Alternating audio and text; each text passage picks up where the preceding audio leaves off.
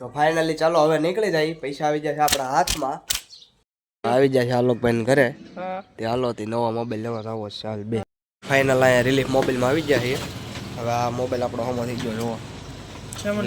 આપણું મારેલું વાળું લેમિનેશન ભાઈ મસ્ત મજાનું કરી દીધું છે. હેલો ગુજરાતી ફેમિલી, કેમ છો? મોજમાં? તો હજી સુધીમાં આપણા વ્લોગ ચેનલની વિડીયો તમે હેલો ગુજરાતી ફેમિલી, કેમ છો ભાઈ? મોજમાં? તો હજી સુધીમાં આપણા વ્લોગ વિડીયોની ચેનલ તમે સબસ્ક્રાઇબ ના કરી હોય તો ચેનલને જલ્દીથી સબસ્ક્રાઇબ કરી નાખજો. અને થોડીક મજા બગડી ગઈ છે, તમને અવાજ ઉપરથી ખબર પડતું રહેશે. બાકી આજે આપણે છે ને બહુ મોટો ખર્ચો થવાનો છે મોબાઈલનો, કારણ કે સમો કરાવવાનો એક પડ્યો તો એ પહેલાંના વ્લોગમાં તમે જોયો રહેશે. તો ચાલો બાકી અત્યારે ગામમાં જવું છે, રિપેરિંગમાં દેતા આવીએ.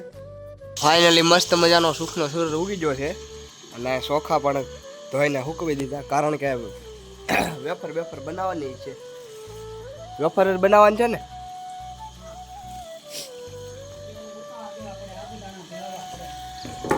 એની રેસીપી હું આપણે દેખાડવી છે આખી, તે બધાને આવડે બનાવતા ન આવડતું એને કાંઈ વાંધો નહીં, આવે નવરે દેખાડ દે.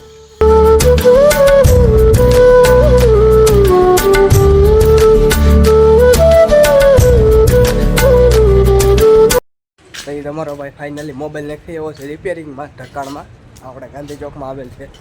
અને હવે સાહેલીને જાય ઘરે. હાલો જલ્દીથી તડકો તપી ગયો છે. ફાઇનલી બસ જ આવી ગઈ છે ઘરે, તમે જોઈ શકો છો. હવે આપણો મોબાઈલ લેતા આવી, ચાલો જલ્દીથી. આવી જાય છે આલોકભાઈ, આવી જાય છે આલોકભાઈ ઘરે. તે હાલો તે નવો મોબાઈલ લેવા આવો ચાલ બે. લો આ વ્યૂ સપ્પત થોડા આવ્યા ગજડીના. હાલો જલ્દીથી. ફાઇનલ અહીંયા રિલીફ મોબાઈલમાં આવી ગયા છે. હવે આ મોબાઈલ આપણો હમો થઈ ગયો જોવો. લેમિનેશન મારવું છે તો આ મારવાનું થઈ ગયું. હાલો મારી દે. આપણા મોબાઈલમાં કેવું લાગશે જોઈ. અને આનું કામ સારું છે, દર વખતે એક્સેસરીઝની કાંઈ વસ્તુ હોય એટલે આપણે અહીંથી જ દઈએ છીએ. તો ભાઈની દુકાનનું એડ્રેસ હું તમને આગળ જણાવી દઈ, અહીંથી આવી રહેજો બધા. આપણું મારેલું વાળું લેમિનેશન ભાઈ મસ્ત મજાનું કરી દીધું છે.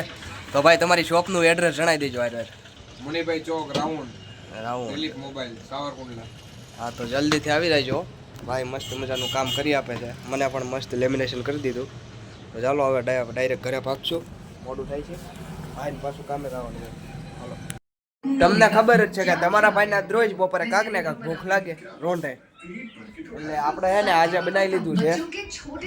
જો આને શું કહેવાય કોમેન્ટમાં કહેજો, આને કહેવાય ભેળ.